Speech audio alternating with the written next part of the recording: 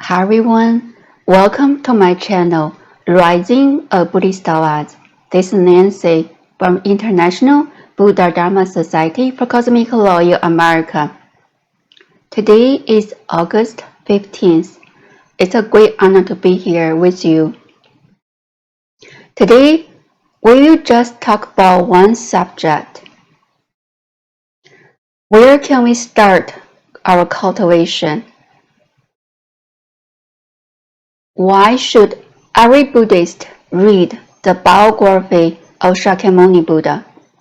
And why should we read this book again and again repetitively and keep this book with us all the time? Before the talk, please join your palms and say with me. Namo Shakyamuni Buddha. Namo Shakyamuni Buddha. Namo Shakyamuni Buddha.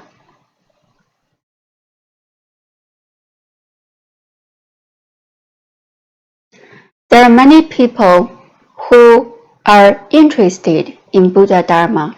They are interested in learning about Shakyamuni Buddha, learning about Buddhism, but they don't have a guide or lead.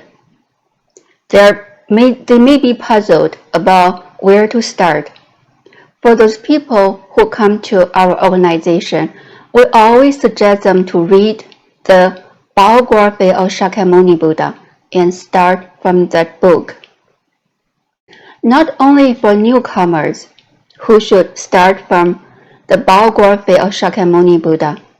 As the Buddhist, we all should read this book, the Biography of Shakyamuni Buddha, repeatedly in our lives. Of course, you can read different books, written by different people. These books may be written from different angles. Maybe they use different materials. But no matter how many books are there, none can completely and accurately describe the Buddha. But they give us a general picture of the Buddha. And they are great resource that we can go to learn about the Buddha, because they spend a lot of time digging different materials, digging about the history, maybe from tales of local people. So they are good resources for us. Yes, they are not complete. They are not accurate. But it's good because the Buddha does not live in this world anymore with us. Even if the Buddha lives with us right now in this world physically, we still cannot understand the Buddha's world. Not even a bit. Even if we live with the Buddha personally, we still cannot understand the Buddha because we are this tiny and the Buddha is with the universe. Our world is different from the Buddha's world.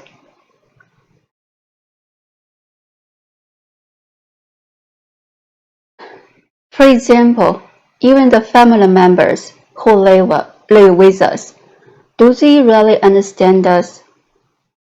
Do we really understand them? Or do we really understand ourselves? No, it's just a general picture.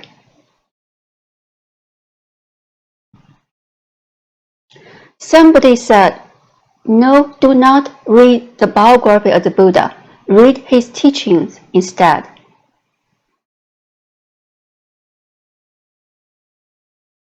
Teachings and biography of the Buddha are different.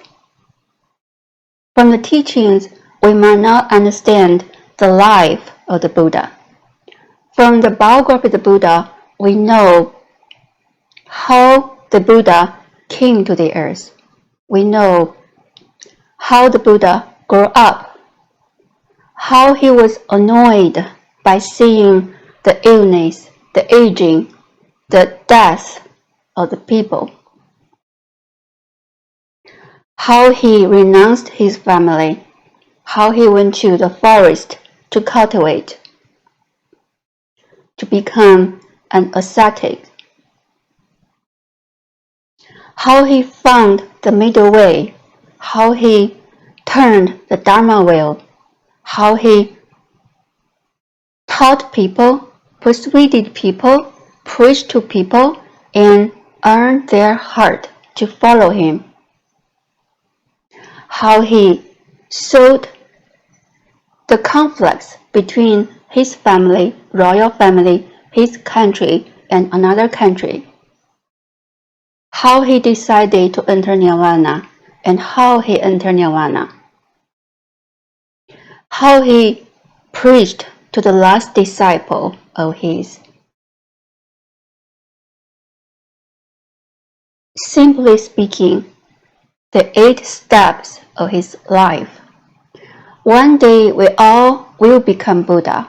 We all will experience what Shakyamuni Buddha experienced in his life, the 8 steps. The coming down from the Tusita heaven, the entering his mother, Queen Maya's body from the left side of his body, and being born from his mother's right side of her body. And also growing up in the palace and then renouncing his family, going to the forest and subduing all the demons inside, both inside and outside, turning the wheel. Enter Nirvana. There are 8 steps, or it's called 8 phases of the Buddha. And one day, all of us will experience this process. Also, he had to face the betrayals of his disciples. He had to face the disharmony in his Sangha.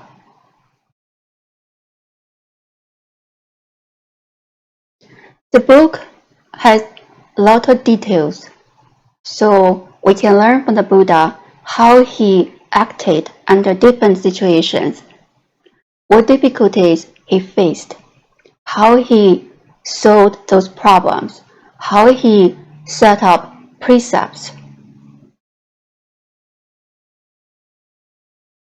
But this you may not see from the sutras.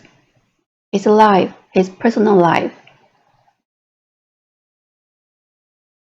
It's like kids in a family. Kids normally, most time, they grow up to be their parents, no matter they like their parents or not, because they grow up in their energy field, their energy, their parents' energy affects the kids' energy. When we read the biography of the Buddha, our energy resonates with the Buddha's energy. Our energy gets purified by the Buddha's energy. Even though we read books, it's just words, physical words. It's just a book, physical words, but invisibly, the Buddha's energy is with us.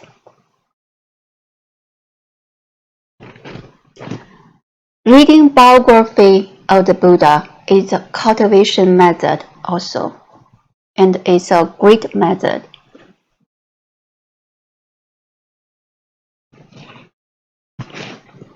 Somebody said, we don't have to read biography of the Buddha because underneath ourselves there is the Buddha. We only need to read ourselves. Yes, we all have Buddha nature. One day we all will become Buddha. Originally, we are all Buddhas. However, before we met this Buddha, Shakyamuni Buddha, before we knew this Buddha, before we read this Buddha, what were we doing? I know myself before I knew this Buddha, before I started to read the sutras, mantras, this Buddha. I would watch TV every night, but not after I met this Buddha. I would surf on the internet every day, even some unwholesome contents. I would most time just work and stay home and have arguments with the family members. I would cry, I would struggle.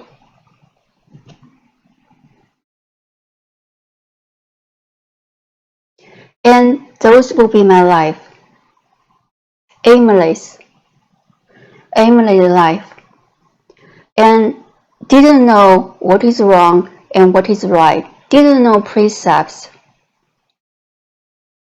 You just follow this current of the society and you take what the society gives you. Society gives you TV, you watch TV. Give you internet, you watch internet. And there are so many different contents in the internet, good or bad and bad. So you watch all of those without selection. But not after. Yes, we all have a Buddha inside. However, before we met this Buddha, our Buddha inside is sleeping.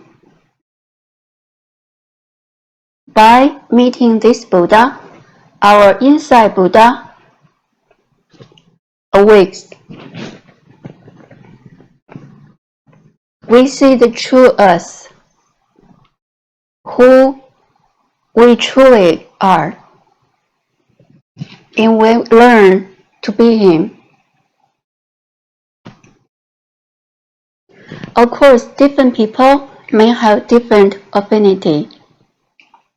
Some may have affinity with Jesus, and maybe other religious persons.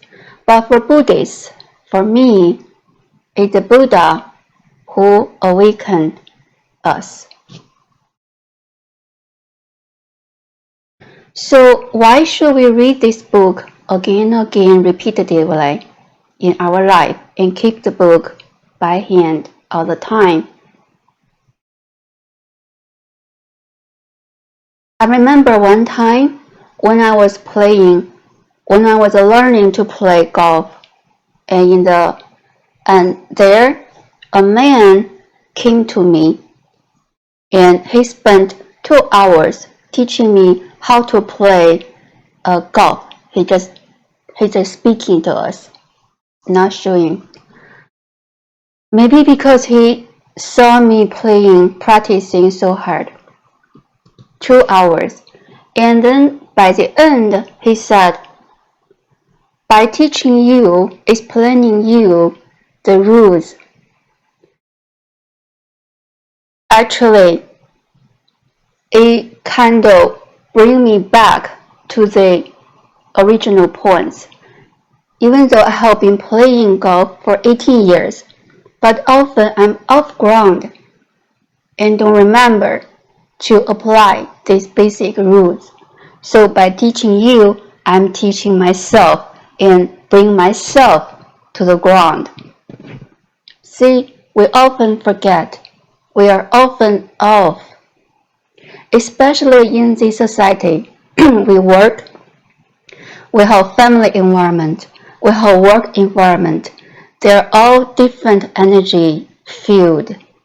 They are not the Buddha's field.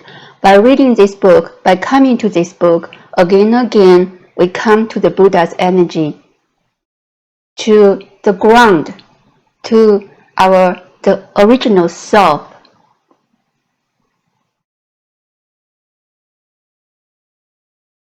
Everything is energy.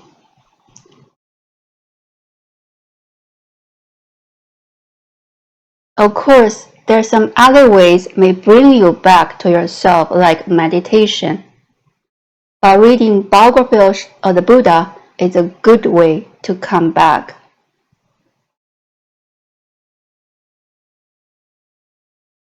This is what I plan to share with you.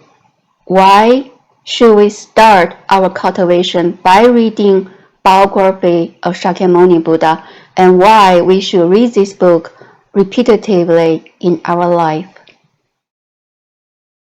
I hope my talk is beneficial to you. Subscribe my channel if my talk resonates with you. Thank you very much for being here listening to today's Dharma talk. Now please join your palms and we will recite the words of transference of merit together. May the merit and virtue accrued from this work adorn the Buddha's Pure Land, repaying 4 kinds of kindness above and aiding those suffering in the path below. May those who say and hear all this all bring for the result for Buddha, and when this retribution body is over, be born together in ultimate bliss. Namo Amitabha. Thank you everyone for being here. I'll see you next time. Bye.